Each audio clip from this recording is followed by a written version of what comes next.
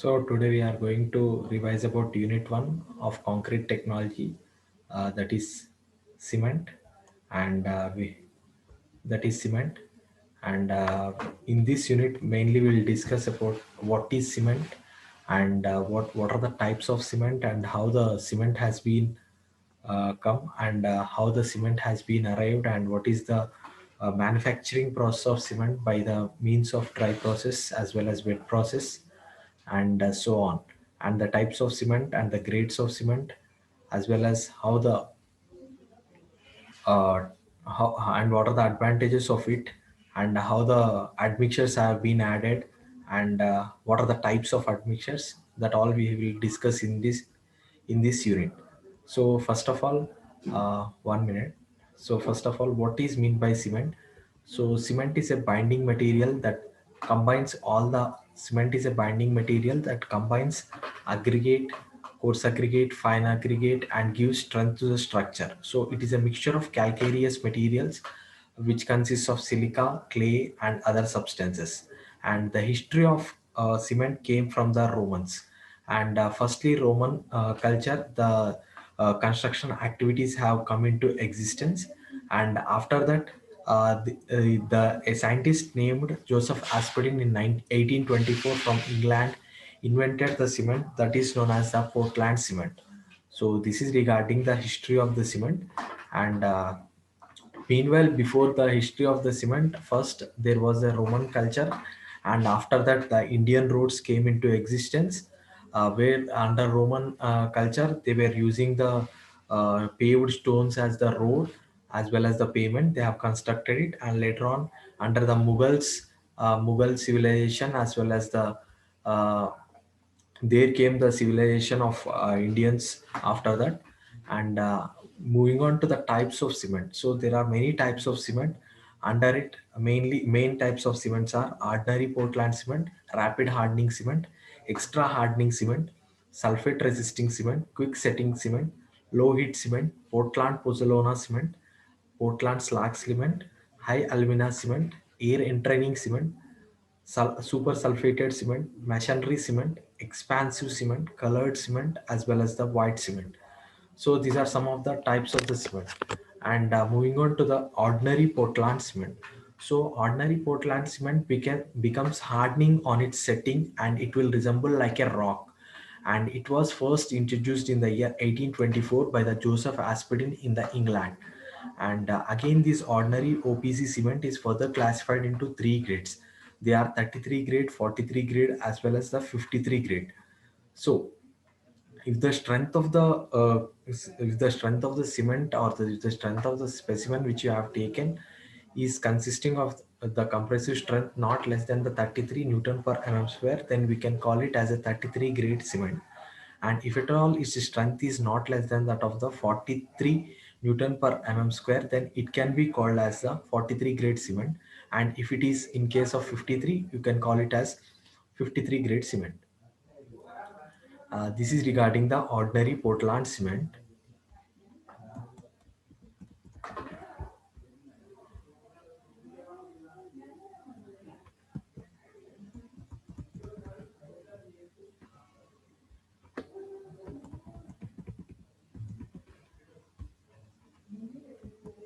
So types of cement.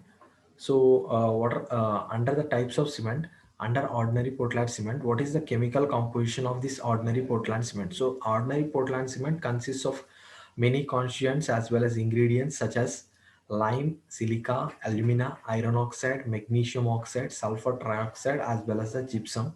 And it consists of lime in the range of 60 to 63%, and silica in the range of 17 to 25%, alumina Al2O3 in the range of 0.3 to 0.8%, and iron oxide Fe2O3 in the range of 0.5 to 0.6, magnesium oxide in the range of 1.5 to zero point 0.3, zero point 0.3 to 1.5, and sulfur trioxide in the range of zero point 0.1 to zero point 0.2, and gypsum in the range of zero point 0.1 to 0.4%. So these are the ingredients present in the ordinary Portland cement, and their constituents as well as their range in which these ingredients have been present in the uh, ordinary Portland cement.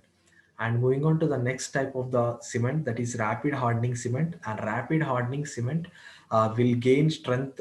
Strength of the cement can be achieved more fastly, and the strength of the cement can be achieved more fastly in this rapid hardening cement. And strength of the cement can be achieved more fastly, and it will contain percentage a age of C3S tricalcium silicate and less percentage age of dicalcium silicate, and it will occur quick hydration process in this rapid hardening cement. And there will be a strength of a high strength at an earlier stage due to the fineness of the cement which is present in this rapid hardening cement.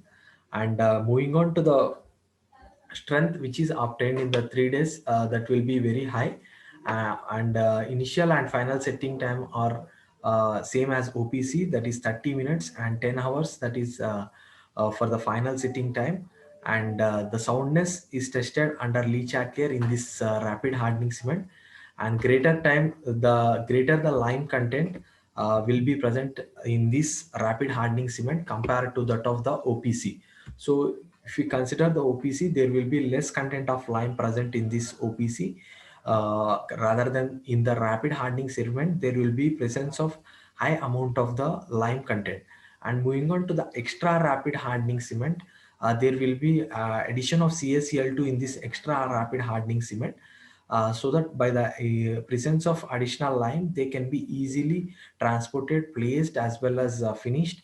And strength will be higher, that is of 25% more than that of the rapid hardening cement. For 1 to 2 days there will be increase in the strength of the cement. And moving on to the sulfate resisting cement, so it is the modified form of the ordinary Portland cement, and it is specially manufactured to resist the sulfate attack. And this cement consists of a low age of tricalcium aluminate and high age of tricalcium silicate. And this cement requires long period of curing.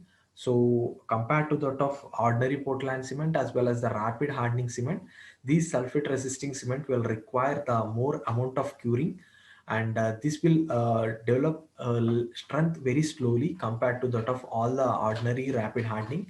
But ultimately it will be more strong compared to that of the ordinary Portland cement. This sulfate resisting cement will be more stronger. And quick setting cement, quick setting cement is manufactured by adding the small age of Al2SO4, aluminum sulfate. So by adding the aluminum sulfate to this type of cement, it will accelerate the setting action, and gypsum content is also reduced. So gypsum content is also reduced in this, so that by the reduction of this gypsum content it will be setting fast. So it will, the setting action will be fast in this quick setting time cement. And it sets faster than that of the OPC. And initial setting time is 5 minutes, and the initial setting time is 5 minutes, and final setting time is 30 minutes. So if we see the here the initial setting time as well as the final setting time compared to the other cement, if we consider ordinary Portland cement as well as other types of cement, there the setting time will be more. So initial setting time will be there 30 minutes, as well as final setting time will be 1 hour, 10 hours. So here the range of initial setting time as well as the final setting time is getting different. So the quick setting is possible in this quick setting cement. So as the name itself indicates, it is a quick setting cement and low heat cement. So low percentage of tricalcium aluminate C3A as well as tricalcium silicate C3S, and high age of dicalcium silicate will be present in this low heat cement, so that the generation of heat will be low, and very slow rate of developing strength rate of tricalcium silicate will be also low. And heat evaluation, so the amount of heat which is evolved at 7 days will be of 66 calorie per grams, and 28 days is 75 calories. And the initial setting time for this low heat cement will be 1 hour, and the final setting time will be of 10 hours. Final setting time will be of 10 hours. Final setting time of 10 hours, and better resistance to the chemical attack of uh, better resistance to the chemical attack, chemical resistance to the chemical attack. And moving on to the another type of cement, Portland Pozzolana cement. So OPC clinker and pozzolana will be added in this, and in this calcined clay as well as surki. So in the Portland Pozzolana cement, the OPC clinker as well as the pozzolana. So mainly this calcined clay, surki, and fly ash will be grounded together, and this will produce less. This will produce the less heat of hydration. So as we know, the cement will be reacted with the water, the amount of heat will be liberated out. But in this Portland PPC cement, OPC clinker as well as the pozzolana will be added.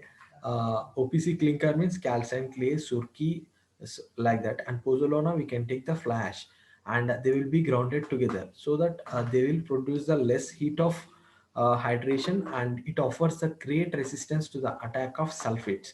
So thereby we can reduce the attack of sulfate attack, and it is used mainly in the marine works and mass concreting. And ultimate strength is more than the OPC in this PPC type of cement, and low shrinkage will be present, and and water tightness will also be present in this Portland Pozzolana cement. And moving on to the next type of the cement, that is Portland slag cement, and it is produced by mixing the Portland cement clinker, gypsum, and granulated blast furnace slag, and which shall not exceed the 65%, and blackish, it is blackish gray in color, and lesser heat of hydration will be present, and suitable for the marine works, mass concreting, offers good resistance to the attack of sulfate. And moving on to the another type of cement, that is high alumina cement, and it is different from that of the ordinary Portland cement, and it will this high alumina cement will be present in dark in color, and which consists of high heat of hydration, and it can resist to that of the chemical attack which is acting on the structures. And the initial setting time for this high alumina cement is of 4 hours, and the final setting time is of 5 hours. And the raw materials which are used in the preparation of this high alumina cement are limestone as well as the bauxite, mainly used for this high alumina cement. And moving on to the another one, that is air entraining cement. So OPC with a small quantity of air entraining materials that will be consisting of oils as well as fatty acids. They will be grounded together. So by the grounding together of all these ingredients, we can go for air entraining cement. So air entraining is formed in the form of tiny air bubbles, and by using this air entraining cement, we can improve the workability as well as reduce the segregation and bleeding concept also we can reduce. And it will also increase the sulfate as well as the water resistance of the concrete also. So by using this air entraining cement, we can increase the sulfate water resistance of the concrete also we can increase. And super sulfated cement. So super sulfated cement, it is the combination of both GGBS, granulated blast furnace slag, as well as ordinary Portland cement, and calcium sulfate CaSO4. So heat of hydration which is formed by the combination of all these ingredients is will be lower, and it also resistant to the sulfate attack, and it is used in marine structures as well as the mass concrete structures. So it will be used in the marine structures as well as the mass concrete structures. We can use the super sulfated cement. So for example, we can take the irrigation structures, irrigation as well as the hydraulic structures. We can use the quick setting cement as well as the super sulfated cement to resist the attack of the sulfate attack. We can use this in the marine as well as the massive structures we can use it. And masonry cement, so it is a cement which is more plastic in nature, and which is formed by the hydrated lime, crushed stone, and granulated slag as well as clays. So by the mixing of all these ingredients, the masonry cement is formed, and the addition of the materials will reduce the strength of the cement also. So it is not high as that of the OPC. So masonry cement strength will be not so high, and expansive cement will increase its volume when it settles, and it will also eliminate the cracks which are formed in it, and a percentage of cement will be more in this expansive cement, so it can be used for the hydraulic structures. And this expansive cement can also be used in the repair works as well as the rehabilitation works, and it is essential in the new concrete for the fitting of the concrete, and this can be done by using this expansive cement. And colored cement means pigment will be added to the ingredients of the cement so that the color will be imparted to the cement, and that type of cement is known as the colored cement, or snow sim also we can call it. And pigment should be such that it should be durable under the light condition as well as the under the weather conditions such as cool as well as the sun also, it should be durable. So in that way we need to take the pigment and need to add to the formation of the colored cement. And white cement, you can notice the white cement. So OPC, ordinary Portland cement with pure white color, can be produced with white chalk or clay free, a form of iron oxide that can be called as the white cement. And as iron oxide gives the gray color to the cement, we need to add the iron oxide, and it will be as low as possible. And instead of coal we can use oil also for burning in these types of cement. And moving on to the next topic, that is chemical composition of cement. So cement is a substance which we know that it is a binding material which gives the binding activity to all the particles which are mixed for the formation of the concrete. So the raw materials which are used for this manufacture of cement, so it consists of some of the materials such as lime, alumina, and iron oxide, and the oxides will interact with each other in the kiln at a temperature to form the more complex compounds. So the chemical composition of the cement include calcium oxide, silicon dioxide, aluminum trioxide, iron oxide, magnesium oxide, alkalis, and sodium oxides and potassium oxide. So in what is the range in between which the all the chemical composition need to be present. So the calcium oxide need to be present at the range of 60 to 67, and silicon dioxide, it ranges from 17 to 25, aluminum dioxide 3 to 8, iron oxide 0.5 to 6, and magnesium oxide zero point 0.1 to zero point 0.4, and alkalis is Inge, just range of zero other is point 0.4 to 98 82. 1.3, 0.4 to 1.3. So and sulfur trioxide in the range of 1.3 to 3%. So this is regarding the chemical composition of the cement which is to be present. And these are some of the standard range of the ingredients chemical composition need to be present in the manufacture of the cement. And after that we'll go for the hydration concept of the cement. And the hydration of the cement, how the hydration activity can be taken place. So water causes the hardening of the concrete, as we know that. So by the mixing of water with the cement, there takes place a liberation of heat. So the heat liberated due to the action of addition of water to the cement is known as hydration. And hydration is also defined as a chemical reaction in which the compounds in the cement form chemical bonds with water molecules, and become the hydrates or hydration products. And cement consists of the following major compounds. Those are tricalcium silicate, dicalcium silicate, tricalcium aluminate, tetracalcium aluminoferrite, and gypsum. So these are some of the uh, compounds which are included in the hydration of the cement, uh, which are included in the hydration of the cement. And moving on to the box compounds. So when water is added to the cement, it will react with the ingredients of the cement chemically, and it will result in the formation of the complex compounds, chemical complex compounds. So the formation of those chemical complex compounds is known as the Box compounds. A scientist named Box has discovered these compounds, so it is termed as the Box compounds. And the chemical there are some these the chemical names as well as the chemical formulas and the percentage by the weight how the books compounds are used have been given. You can see in the slide. So tricalcium silicate, dicalcium silicate, tricalcium aluminate, tetracalcium aluminoferrite, and the gypsum.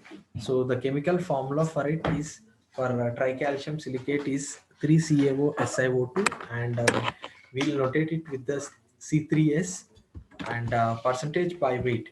It will be present in the 50% by the weight, and C2S 2CaO SiO2 and 25% by weight, and tricalcium aluminate we will notate it with the C3A 12% by the weight, and tricalcium aluminoferrite C4AF 8% by weight, gypsum CSH2 it is of 3.5% by the weight.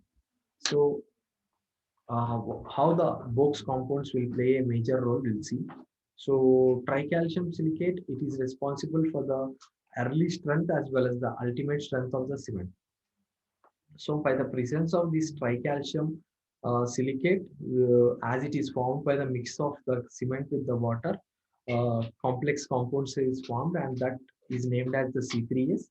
And it is responsible for giving the early strength as well as the ultimate strength to the cement. And first 7 days strength is due to the tricalcium silicate, and it produces more amount of heat during the hydration process.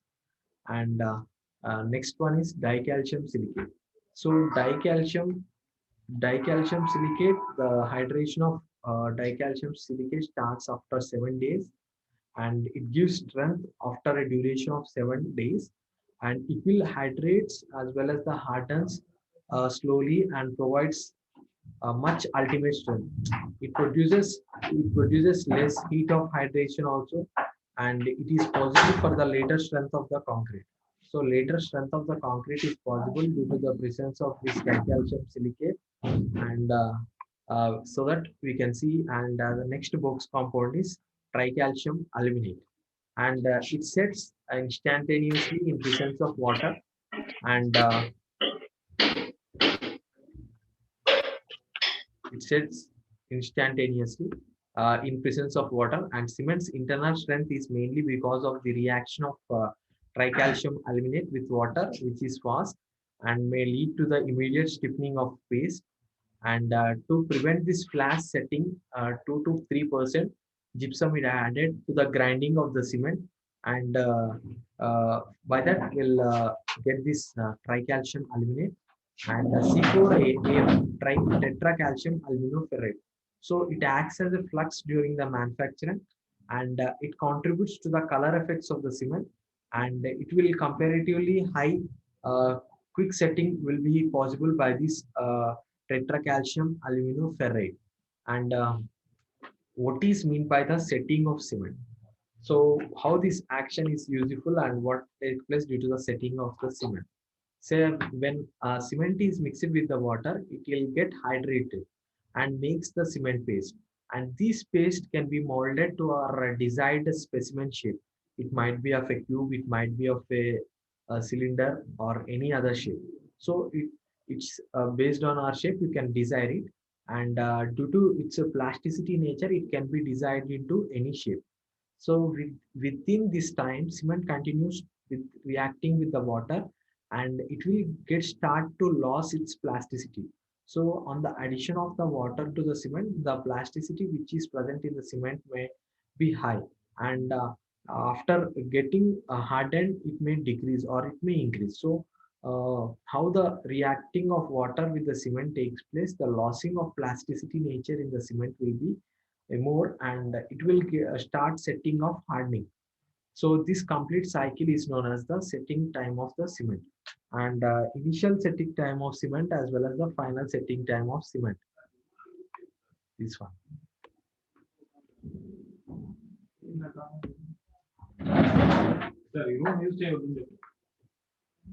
Uh, so